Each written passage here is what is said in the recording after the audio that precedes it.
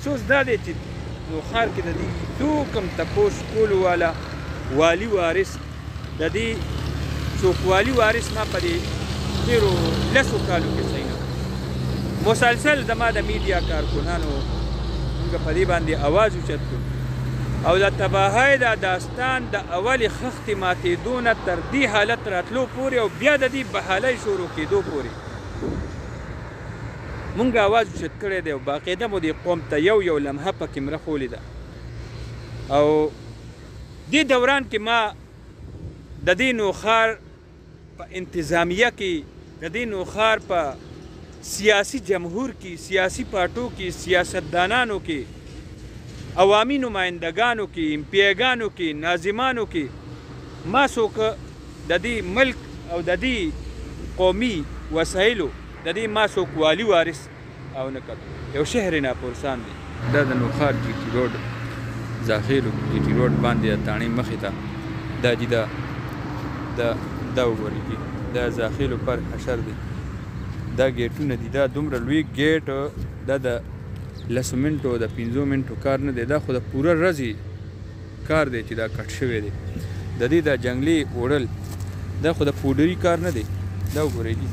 دا خو پوډري نشي وړل دا دومره لوی په کیلومیټرو جنګله لکه دا د پوډري کار دی دا پوډري کټ کولی شي دا کباړي کټ کولی شي دا وګورئ دا ته ماته ووایه دا د پوډري کار دی لکه دا سټریټ لایټ د دې نه چې څومره سټریټ لایټ د قسم لګېدلې وي په دې نوښار په دې زاخیلو پارک کې نو په کنالونو په سوونو کناله پارک دی او دې کې دا د کباړي کار دی دا د پوډري کار دی ته دا وګوره دا خړې اوبه ړانده کبان څه ته وایي دا وایي ګل د کدو ګل دی چې یو تې شو کوم تر لاندې بل دی او دا ستا د قومي اساسو او دا ستا د قومي ملکیت او د قومي املاکو دا کار دی شته د دې تپوس کولو والا د نوښار سیاستدانانو کې یو سیاسي لیډر شته دلته څوک سیاسي لیډر چې د دې قومي املاکو د دې قومي وسایلو د دې تپوس د دې باندې لوټ مار لګولو والا هغوی نه تپوس وکړي د دې تماشه کولو والا افسران او بیوروکراسي او دا چې څومره سرکاري ادارې دي چې د دوی د کورسای لاندې دا دومره غټه غلا کېږي او اوس د دې بحالي روانه اوس کله یو طرف ته راکاږي کله بل طرف ته دا کوم ځای کېږي په نیمه صدۍ کې جوړ شوي آبادي شوي او بیا په 10 کالو کې هم ته نشي کولی دا وګورئ جي دا ستا زاخیلو پارک دی نو ته ماته دا ووایه دا وګوره دا سم لوټ مارې کړی دی که نه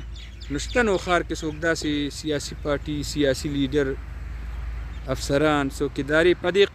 ملک کې داسې څوک اداره شته څوک شته داسې تحقیقاتو والا چې د دې تحقیق وکړي چې دا چا کړي دي شته څوک داسې چې د دې غله معلوم کړي قوم ته یې وښایي چې یاره دا چا کړي دي شته څوک داسې چې دا دومره د جي ټي روډ په غاړه دا دومره لویه سرکاري وسایلو باندې لوټ مار لګولو والا غلو هغه قوم په مخ کې بې نقابه کړي شته داسې څوک په دې وطن کې په دې جمهور کې په دې سیستم کې مونږ خو په خپل تپوس کوو بار د دې حوالې سره مونږ اواز اوچت کړی دی مونږ د دې پوښتنه هم کوو او مونږ سیاستدانانو ته هم دا فریاد رسولی دی مونږ عدالتونو ته هم دا فریاد رسولی دی مونږ قانوني چې کوم انتظامي ادارې دي هغوی ته هم رسولی دی مونږ خپل تپوس کړی دی او صدای نوشهره زه پوره ټیم ته خراج تحصیل پیش کوم چې خپل کار یې بھرپور طریقې سره کړی دی خو زمونږ چې کوم نور متعلقه ادارې دي نو هغوی نه یې کړی دا وګورئ که نه جي دا تاسو ته چې ښکاري دا یو نه دی دا دلته کې جي پته نشي 10-12 ټویلونه دي دې کې باقاعده سویمنګ پولو دې کې پرانی نباتاتي باغ و دې کې د اګریکلچر یو سیکټر و دې کې ټیکټرې وي دې کې ګاډي و ترانسپورټ الګ شعبه وه دې کې کمپیوټرې وي دې کې جي دې کې دومره لوی اساسي په دې پارک کې پرتې وي چې د دې آبادي دا تاسو ته ښکاري که نه ګیټونه ورونه خښتې جنګلي اوسپنې لکه دې دومره لوی پارک نه کباړ جوړولو والا خلق هغه نن هم ستا په دې جمهور کې ګرځي راګرځي تا ته وایي زما دې قوم ته وایي چې زه ستا د املاکو محافظ یم. نن هم دلته تا ته وایي چې زه امین یم، نن هم تا ته دلته وایي چې زه ستا د ترقي، تا دې علاقې ته ترقي ورکوم. دا څه دي؟ دا لکه د دې څوک شته تپوس کولو والا؟ نو زمونږ زړه د وینو په اوښکو جاړي او ډېر سخت افسوس او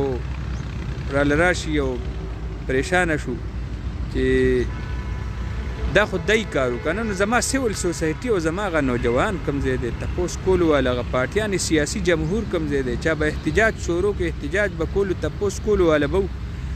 او په هر فوم به یې تپوس کولو، هغه هم نشته. مونږ خو بس صرف همدغه وایو چې زه به نه لیونی کېږم.